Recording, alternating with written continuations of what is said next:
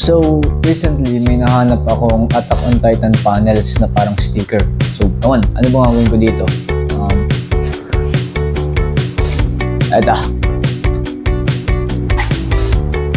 So, ngayon, lalagyan natin ng gitara ko. Baka pumangit. Ewan, lalagyan natin ng stickers, ng manga, and yun. So, dito, hindi ko talaga alam ang ginagawa ko. So, I just nagdikit-dikit lang ako. Malay mo pangit, malay mo maganda. But, I don't know for sure. Basta gusto ko lang to, ginagawa ko. Dito, patapos na tayo. And, so far, I'm liking the results naman. Ano ba, napaka-unique niya. Unique talaga. Para siyang mga limited edition na gitara.